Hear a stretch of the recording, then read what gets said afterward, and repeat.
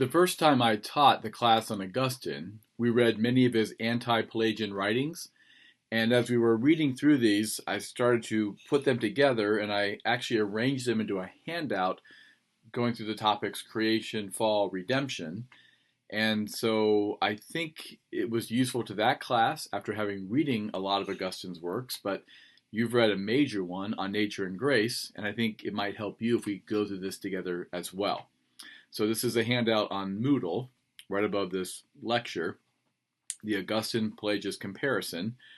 First, when it comes to Adam's original condition, Pelagius said that even before the fall, an innocent Adam would have suffered from illness and would have eventually died anyway. That's why God told him to procreate. And because of this, the human condition was already less than perfect. So that Adam's sin wasn't really so devastating. In fact, Cain killing Abel would have been worse. In this sense, Pelagius is a bit representative of the Eastern Church. The Eastern Church tended to view the fall lighter than the Western Church. In the Western Church, the fall is a cataclysmic catastrophe. Adam was made in original righteousness, and he rebelled and brought all this death and evil and destruction into the world. And that's right. In the Eastern Church, though, they tended to think of Adam as more of an immature. Sure, he was physically an adult, but spiritually he was a child. And you expect your children to make mistakes. And so Adam's, oopsie, that's too late even for the Eastern Church. Adam's fall was a temporary, almost expected setback. You want your kids to make mistakes as they grow up and learn from them.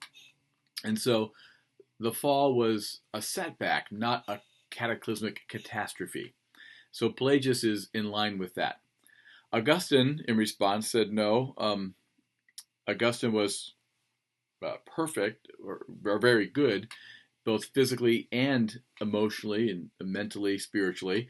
And so the fall was cataclysmic, and it brought sickness, death, natural evil into the world.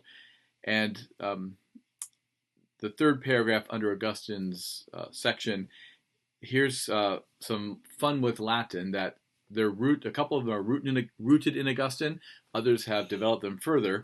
But before the fall, Augustine said Adam was perfect, though able to sin, or posse peccari, posse able, peccari, able to sin, and also able not to sin. So posse peccari and also posse non peccari, able to sin, able not to sin. After the fall, Adam was now not able not to sin, non posse non peccari. Currently, the redeemed are able not to sin, posse non peccari, while in glory, at glorification, we will not be able to sin, or non posse peccari. So sort of the four stages, according to Augustine, of the human career, from creation, fall, now to salvation, and then to glory.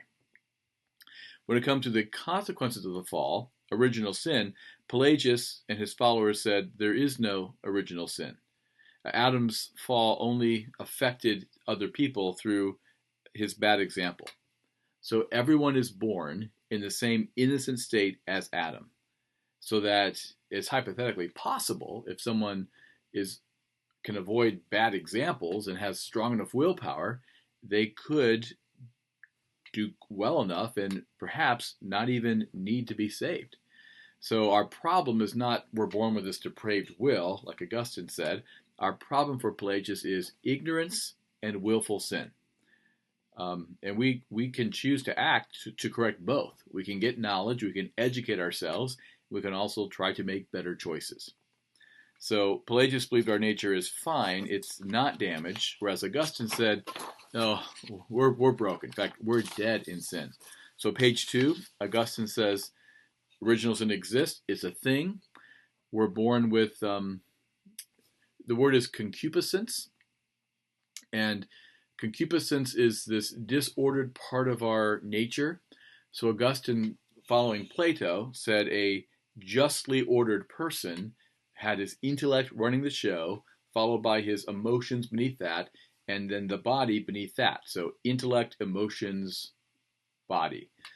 Analogous to what Plato called a just society, where you have the philosopher king running the soldiers, governing the people who work with their hands, the artisans and such. That's rightly ordered. When a person becomes disordered, their emotions or their physical appetites overwhelm the intellect, and that leads them astray and they sin. That disordered piece, Augustine thought he called it concupiscence. And this disorder, this concupiscence, he thought this is the root of original sin. It's what we get from Adam. And he wouldn't say this for sure, but he thought perhaps maybe that's that disordered nature of the act of sex. So without sin, without fall, he thought, wouldn't sex be more of a rational, like a handshake, just something that's controlled and orderly and circumspect? But now it's full of passion, and it's out of control, and the orgasm is a disordered experience.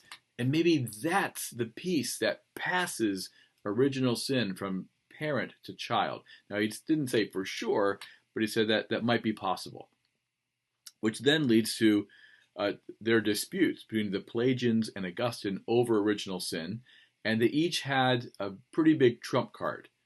You probably tell by what I just said that the big trump card for the Pelagians with Augustine is, man, you have a really low view of sex. And we'll get to that in just a sec. But first, on your handout, page 2, the Augustine's trump card against the Pelagians was, so tell me, if kids are born so pure and so innocent, and we're just surrounded by bad examples, then why do we baptize them?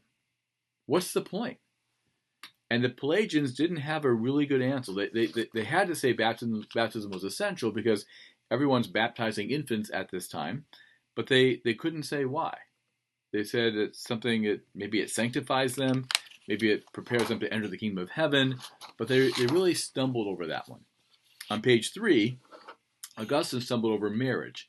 And on page 3, I also mentioned Julian, who Pelagius will fade off the scene fairly early after Augustine writes a few letters, and Pelagius heads to the east, and then he just disappears.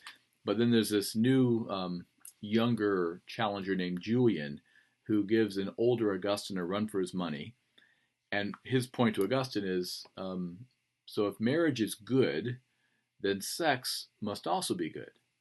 And if sex is good, then original sin doesn't pass through sex. And then how would original sin even pass to one's children? And Augustine tried to respond by saying, well, marriage is good, of course, but like other goods, it contains privations of evil and twistings and perversions. And so sex, of course, sex has to be good, but it's the lust part, it's the orgasm that contaminates sex. That's the shameful carnal piece. So Augustine did struggle with this, I think in part because lust was really his big sin. In the Confessions, he admits that even when he finally realized that Jesus was the true God and the only way of salvation, he still couldn't give up his concubine. He said, I was bound by the chains of lust. He didn't want to stop. So Augustine, he was sowing his wild oats. He had a concubine. He had a child out of wedlock who died when he was young, like a early teenager, around 12. So Augustine, he knew the battle of lust. And you know how sometimes you can project upon others whatever sin you struggle with? So I know former alcoholics who come to Christ, and now they're just sure that no one should ever drink beer because that's just the devil's drink. And you know what, Jerry, that was your problem. And you're right, you should never have a sip. But man, Sally over here, she's never been drunk in her life. And she only has a glass of wine maybe every 2 months or so. Or she can have it every week. I don't care. So she drinks every week, but she's never been drunk. She can have a glass of wine. It's not a big problem. Don't project on her. Well, Augustine did struggle with projecting because he knew how much lust had consumed him before he came to Christ. So for Pelagius, he struggled to explain why baptize. And for Augustine, he struggled to explain why sex and marriage were really unvarnished goods. When it comes to sin, then, number 3, Pelagius said people sin because they follow a bad example. Sin is transmitted through imitation. It's more about sins. It's individual instances of breaking the law. They don't really affect your character. So Pelagius had a really hard time to talk about how choices create habits, create character. It's more these discrete individual choices of sin, and so your good nature is never lost. So you can always choose to flip the switch and turn it around if you just want to bad enough. Augustine responded that no, we have a broken, vitiated character, and we just can't turn it around. We need help. We need grace. So about that need for grace, letter C. Pelagius, he just wanted to stop all excuses for why people were not doing better. He wanted to just take those excuses away and said, God has done everything for you. He is blame well going to do. It's up to you now to step up to the plate. So page 4, we mentioned this in the last lecture, but every good action requires a capacity or ability or a possibility. That comes from God. That's God the Creator gives that to you. And then the will and the action, 2 and 3, that comes from us. So Pelagius could say, look, I put priority on grace. God has to make the first move. God gave everyone a good nature. That's grace. And Augustine said, well, you might call it grace, but if it's just God giving you a good nature, that kind of sounds like nature. You say the word grace, and you have to because you claim to be a Christian, and Christians have to talk about grace. But I think your grace really cashes out as nature. So on page 5, Augustine's response is, we need more than just God the Creator to give us a healthy mind, a free choice, an intellect. We need an internal operation of the Holy Spirit. He's got to change our hearts from the inside. He's got to efficaciously make it happen. He's got to do the work in us. We need an internal work of God. Bottom page 5, this is important. The different ways that Pelagius said God has graced us. First, as we mentioned, with a nature. It's our natural abilities given at creation, a healthy mind, a conscience, a free will. He also goes on in page 6 and says God has also enlightened us. He gave us the Bible with the commands, and that's a form of grace. God is telling us what to do.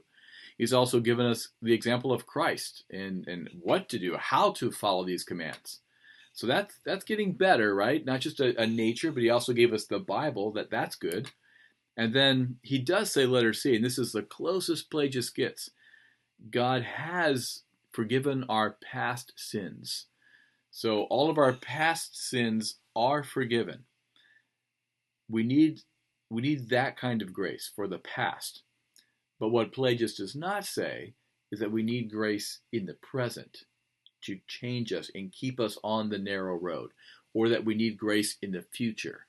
We do need grace for past, for forgiveness, and that's important. But he does not say we need grace now or moving forward. And so Augustine says to Pelagius, well, the nature, that's just nature.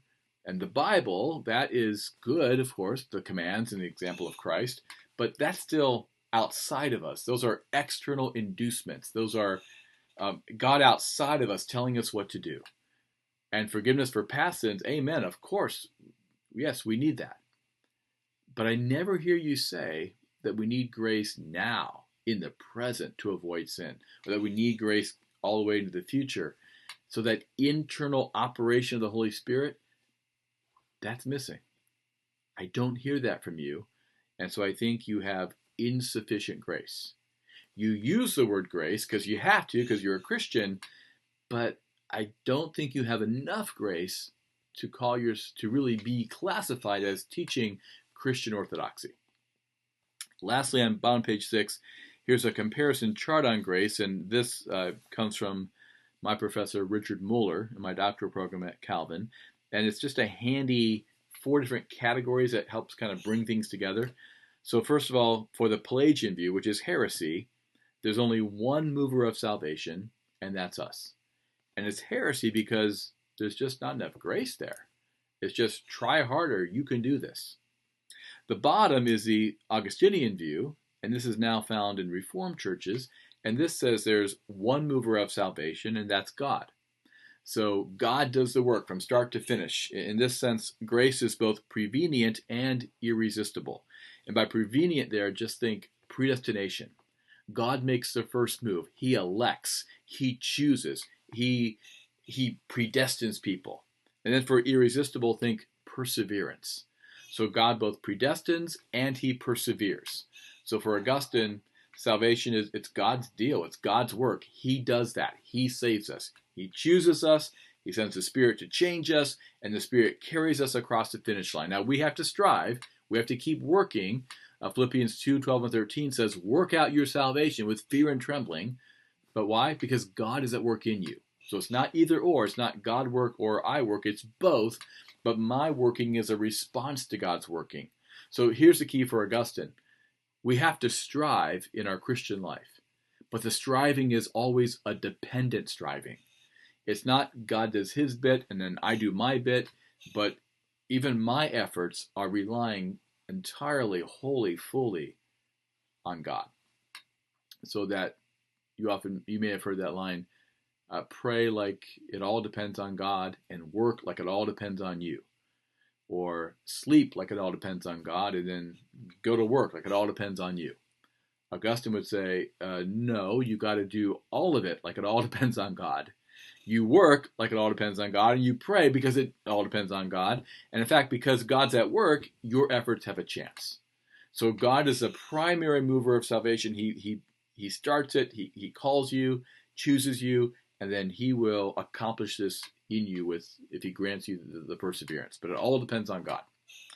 So those are the two pulls. Then moving one click back from the Augustine view, this is the semi-Augustinian view taught by Lutherans.